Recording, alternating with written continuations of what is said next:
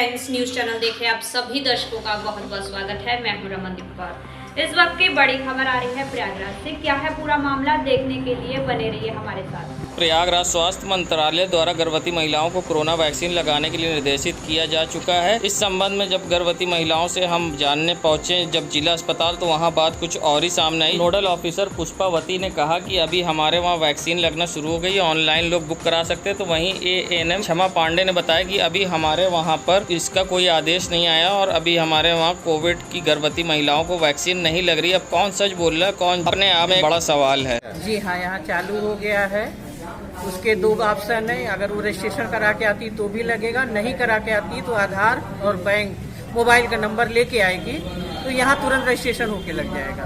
मेरा नाम पुष्पावती है, मैं इसकी वैक्सीन की रखरखाव मैं ही रखती हूँ। ये महिला चिकित्सालय प्रयागराज। नहीं, फिलहाल तो अभी गर्भवती महिलाओं को नहीं लग रही है, लेकिन जहाँ तक है ऑर्डर मतलब अभी ऑर्डर नहीं मिला है, लेकिन लगेगा उनको। अब उनके लिए कोई स्पेशल बूथ लगेगा ये नहीं पता है, लेकिन अभी हमारे उसमें जैसे व्हाट्सएप पे आता है CMO ऑफिस की तरफ से क्या होना है, कैसे होना है, अभी ऐसा कोई न्यूज नहीं मिला है।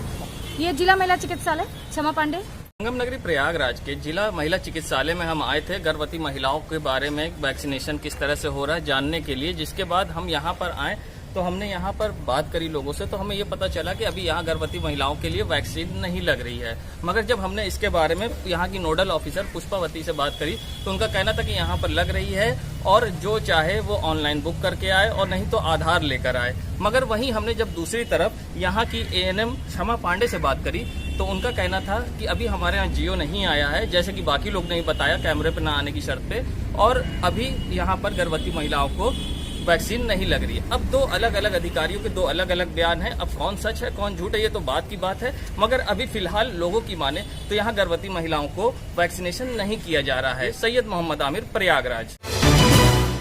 संगम नगरी प्रयागराज, जहां नफरत और मजहब की दीवार दरवाजे पर पहुंचते ही दम तोड़ देती। ये तस्वीर है इस बात की गवाह। हिंदू परिवार जिस तरह से अकीदत से अपने त्यौहार को मनाता है, उसी आदर और सत्कार से मुहर्रम ताजियादारी भी करता है। यहाँ का हर इंसान अपने परिवार के साथ ताजिया को सामान के साथ रख इबादत करता है। हिंदू परिवार मुहर्रम मनाने की वजह से कई साल पुरानी यहाँ हिंदू परिवार की अनोखी मिसाल पेश की। संगम नगरी प्रयागराज के रहने वाले हिंदू परिवार भी कई सालों से कर रहा है। प्रयागराज के चौक इलाके गुड़ मंडी कॉलोनी के आनंद गुप्ता के परिवार ने पेश की है, जो पिछले कई साल से मुहर्रम में अवसर पर आज़ादारी करते आ रहे हैं। मुहर्रम के दिनों में राम बाबू गुप्ता का परिवार पूरी अकीदत के साथ ताजिया रखता है और बाकायदा रीति रिवाज से मजलिस में भी अपने घर में आयोजित करता है। गंगा जमनी तहजीब की अनोखी मिसाल प्रयागराज के रहने वाले इस परिवार के कई पीढ़ियों ने पेश की है। ये परंपरा मुहर्रम के दिनों में राम बाबू गुप्ता का परिवार पूरी अकीदत के साथ घर में ताजिया रखता है और बाकायदा पूरे रीति रिवाज से मजलिस अपने घर में आयोजित करता है। गंगा जमनी की अनोखी मिसाल पेश करने वाले इस परिवार की कई पीढ़ियों ने पेश की। हिंदू धर्म के प्रति आनंद गुप्ता की आस्था बहुत मजबूत है, लेकिन वे पैगंबर मोहम्मद साहब के नवासे हजरत इमाम हुसैन की शहादत मातम मनाने के लिए आज़ादारी का आयोजन भी करते आ रहे हैं। गुप्ता के घर में मुहर्रम के दौरान हर रोज़ मजलिस का आयोजन होता है। इसकी तैयारी वे सुबह से उठकर घर को साफ करके अन्य चीज़ों का प्रबंधन करते हैं और लोगों को यहाँ पर शीरनी भी बांटते हैं। हमारा जन्म नहीं हुआ था, पहले चल रहा था। हम लोग जन्म हुआ देखा तो हम लोगों ने शुरू कर दिया। कई पीढ़ी से आती चली आ रही है और सभी भाइयों का यहाँ सहयोग रहता है, सभी का इंतज़ाम रहता है और सब एक दूसरे के जो मजलिस करते हैं एक दूसरे से प्रेम रहता है, आस्था इतना रहता है और हर तरह का जो है इंतज़ाम व्यवस्था में हम लोग खड़े रहते हैं। यही है। आपके बाबा का क्या नाम था? हमारे बाबा का नाम हजारी सिंह था, फिर उनके लड़के का नाम बिहारी सिंह था। बिहारी सिंह के पिता जवाहर सिंह थे। ऐसे बहुत पीढ़ी के लोग करते आ रहे थे। हमारा नाम राम सिंह है। ये इमामबाड़ा 1857 से में तब्दील बना है और तब से यहाँ मजलिसें हो रही हैं। मगर हम 45 साल हो गया हमको यहाँ आते हुए कलकत्ते से, बल्कि 50 साल आप कह सकते हैं। उससे पहले हम नहीं पढ़ते थे। 45 साल से तो हम पढ़ रहे हैं, मगर आ रहे हैं हम यहाँ 55 साल से आए। उससे पहले और दूसरे लोग पढ़ा करते थे, मगर हम 45 साल से पढ़ रहे हैं। मेरा नाम अरशद मजदूर है। के वक्त का इमामबाड़ा है और ये गुप्ता परिवार है जो 5वीं पीढ़ी है जी, जो इस इमामबाड़े को संचालित कर रही है। और हर वर्ष मुहर्रम का चांद दिखने के साथ यहाँ अलम जो है सजाए जाते हैं और ये हिंदू परिवार है वही खुद सज से अलम को सजाते हैं, माला चढ़ाते हैं और हर दिन जो है इस इमाम बाड़े में मजलिस होती है। ज़ाकिर आके यहाँ पे मजलिस पढ़ते हैं और पूरे शहर भर के लोग इस यहाँ मजलिस में शरीक होने आते हैं। ये मुस्लिम एकता की मिसाल है। जिस देश में जो है दंगे फसाद होते हों ज़रा सी बात पे, वहाँ ये बहुत बड़ी मिसाल है। इस गुड़ मंडी के अंदर ये इमामबाड़ा बहुत बड़ी मिसाल है। मैं तो इनको मुबारकबाद देता हूँ गुप्ता परिवार को कि आप बहुत मुबारकबाद के मुस्तहिक हैं सैयद मोहम्मद अस्करी। यूपी सरकार के द्वारा स्कूल खुलने के आदेश के बाद छात्र छात्राओं का स्कूल जाना शुरू हो गया है, तो वहीं स्कूल बैग के दुकानदारों का भी स्कूल खोलने की मांग जो थी वो पूरी हुई है, जिसके कारण अब उनका कहना है कि उनका बिजनेस को अब थोड़ी सी राहत मिली। जो लॉकडाउन के टाइम पे स्कूल बंद होने के कारण भुखमरी के कगार पे थे, अब उनको उम्मीद है कि अब उनका बिजनेस पटरी पे आएगा और फिर से उनकी एक उम्मीद है कि बैग की बिक्री जैसे पहले होती थी उसी तरह से होने लगेगी। फ़िलहाल अभी इक्का दुक्का कस्टमर आ रहे हैं और बच्चों के बैग बिकने लगे हैं, जिससे उनको अब थोड़ी राहत मिली है। आइए सुनाते हैं क्या कहना है स्कूल बैग व्यापारी का। पहले तो जब स्कूल बंद थे तो बहुत ज़्यादा परेशानी थी, कुछ दिक्कत का नहीं था, एकदम मतलब काफ़ी हद तक परेशानियाँ बढ़ गई थी। लेकिन अब जब से स्कूल खुला है तो कस्टमर आने लगे, बिक्री होने लगी और बहुत राहत की सांस हम लोगों को मिली। स्कूल खुलने से नई आशाएं तो हम लोग के अंदर पैदा हुई है कि अब तो बैग बिकना शुरू हो जाएंगे और बिकेंगे भी। क्या लगते हैं राहत क्या मिलेगी? जब भाई स्कूल खुल जाएगा तो लोगों को किताब कापी बैग की ज़रूरत पड़ेगी, बैग बिकेगा। बैग जब बिकेगा तो उससे हमारा भी सब कुछ चलेगा। जब दुकानदारी होने लगेगी तो सब कुछ अपने आप ऑटोमेटिकली पटरी पे आ जाता है। फिलहाल तो अभी लोग आ रहे हैं छोटे बच्चों के बैग वगैरह लेने, अभी बड़ों में उतना नहीं है क्रेज़, लेकिन छोटे बच्चों के बैग बिकना शुरू हो गए। क्या नाम है? मोहम्मद शेखू। ये नज़ारा है प्रयागराज के नैनी चौराहे का, जहाँ पर आप देख सकते हैं ये तस्वीर बयां करती है सरकार हमारी राज हमारा तो डर किस बात का। ये कहावत यहाँ सटीक बैठती कि सैया भय कोतवाल तो डर किस बात का। जब सत्ता में बैठे लोग ही सत्ता का दुरुपयोग करेंगे तो फिर आम जनता और विपक्ष क्या करेगा। जी हाँ, ये नज़ारा है नैनी चौराहे का, जहाँ पर आप देख सकते हैं अनुप्रिया पटेल की जन आशीर्वाद यात्रा का स्वागत करने के लिए रीता बहुगुणा जोशी जो कि इलाहाबाद से सांसद हैं, उनके द्वारा नैनी चौराहे पर साइन बोर्ड पर किस तरह से प्रचार का बैनर चिपका दिया गया है, जिसके बाद अब दूसरे राज्य में जाने वाले लोगों को, बाहर से आने वाले लोगों को रास्ता कैसे पता चले। ये अपने आप में एक बड़ा सवाल है, मगर शायद इनको अपने प्रचार से ज़्यादा कोई चीज़ ज़रूरी नहीं समझा गया। जो सड़क परिवहन एवं राजमार्ग मंत्रालय सरकार द्वारा साइन बोर्ड लगाया गया है, उस पर अपने प्रचार का और स्वागत का पोस्टर चिपका दिया गया। खैर, सरकार है, सत्ता में बैठे नेताओं के लिए ये एक आम बात है और छोटी सी बात है जो अक्सर देखी जाती है, जबकि बिना परमिशन के सरकारी जगह पर पोस्टर या प्रचार सामग्री लगाने पर प्रतिबंध है। इसके लिए जिलाधिकारी कार्यालय से भी एक बार नोटिस आई थी और कहा गया था कि इस पर कार्रवाई की जाएगी। अब देखना यह है कि इस पर किस तरह की कार्रवाई होती है या सत्ता में बैठे नेताओं के लिए सारी तरह की छूट है। संगम नगरी प्रयागराज में कोरोना गाइडलाइन के कारण मासूम अली असगर का झूला पिछले 2 सालों से नहीं उठाया जा रहा था, जिसके बाद झूला कमेटी के अध्यक्ष गुलाम मोहम्मद ने इस बार भी झूला न उठाने का ऐलान किया है। उसके बाद कोरोना वायरस के मद्देनज़र आज चक इमामबाड़ा डिप्टी जाहिद हुसैन 0 रोड के इमामबाड़े के अंदर निकला हज़रत मासूम अली असगर का झूला व इमाम हुसैन के नौजवान फर्जंद हज़रत अली अकबर का ताबूत। मौलाना रज़ी हैदर ने पढ़ी मजलिस तो अंजुमन हुसैनिया कदीम के नोहा खान शाह बहादुर यूशा बहादुर हुसैन मंजर ने गमगीन नोहा।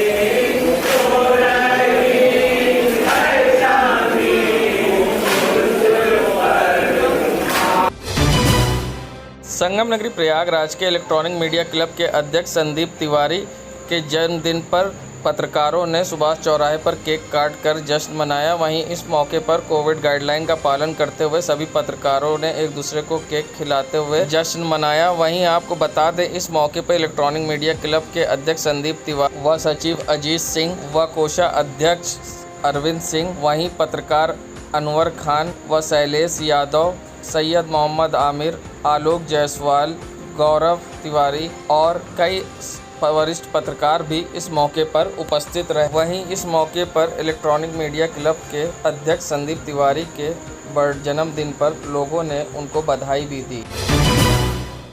संगम नगरी प्रयागराज मुहर्रम के चांद देखते ही बड़ा ताजिया इमाम बाड़े पर ताजिया रख दिया जाता था और अकीदतमंद यहाँ ज़ियारत करते थे, फातिहा फूल लेकर चढ़ाते थे और फातिहा कराते थे। जिसके बाद मुहर्रम की 9 तारीख की रात बड़ा ताजिया इमाम बाड़ा से उठकर अपने क्षेत्र में गश्त करने के बाद सुबह फजर की नमाज से पहले रख दिया जाता था और 10 तारीख की मुहर्रम को ज़ोहर की नमाज के बाद फिर उठकर सीधा करबला जाता था अपने रास्तों से होते हुए और शाम को वहाँ फूल दफन किए जाते थे।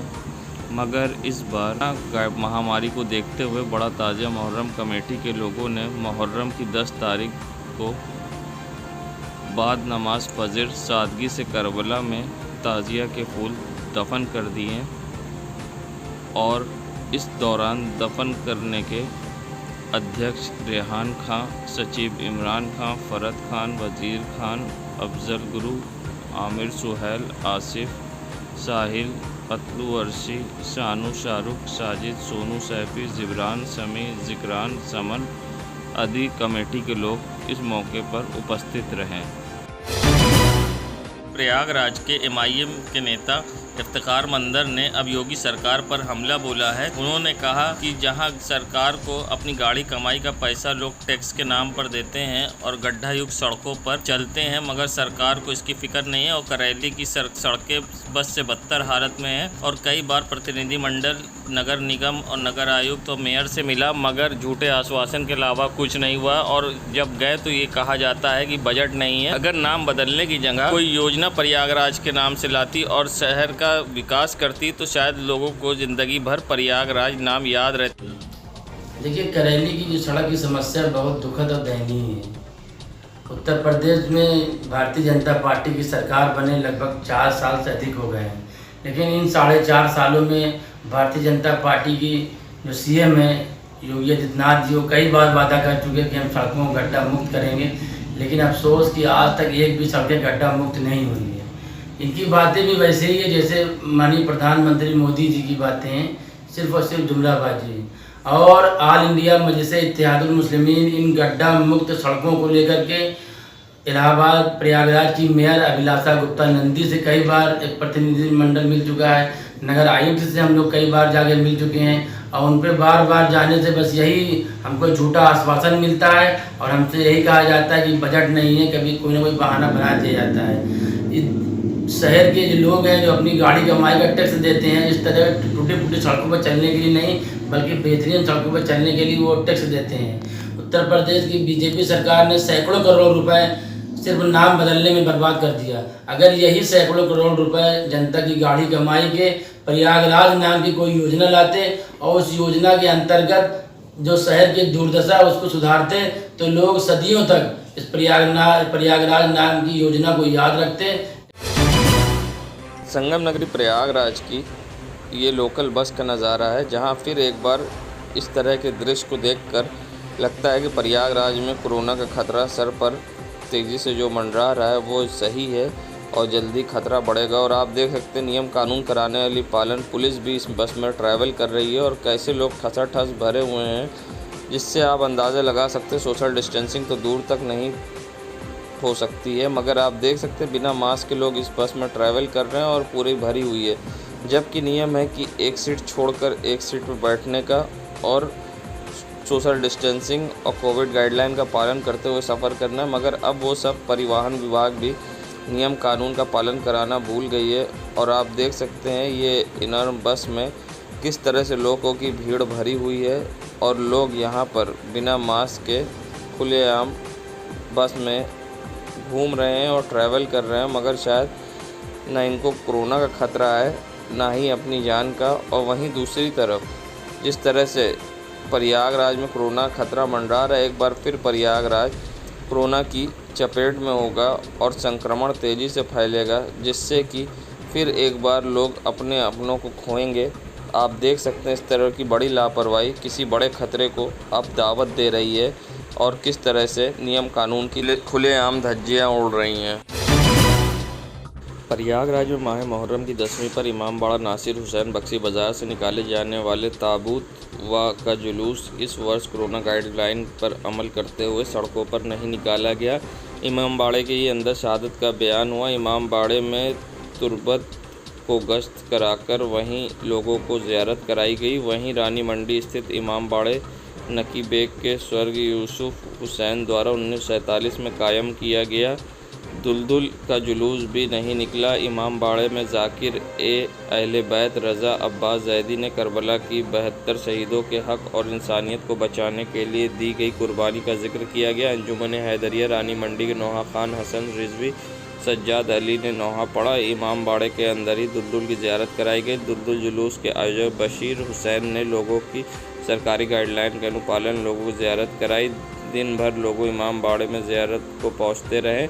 चक स्थित जामा मस्जिद, बख्शी बाज़ार स्थित काजी जी की मस्जिद में अशूरे का विशेष अमाल उलेमाओं द्वारा कराया गया। अंजुमन गुंजाए काशमिया के प्रवक्ता सैयद मोहम्मद अस्करी के मुताबिक रानी मंडी, बख्शी बाज़ार, दारसा अजमल, रोशन बाग, चक जीरो रोड, घंटाघर, बरन तला, तरबूज झूले चढ़ाए गए। फूलों को 2-4 की संख्या में करबला कब्रिस्तान ले जाकर नामाकुल सुपुर्द खाक कर दिया गया।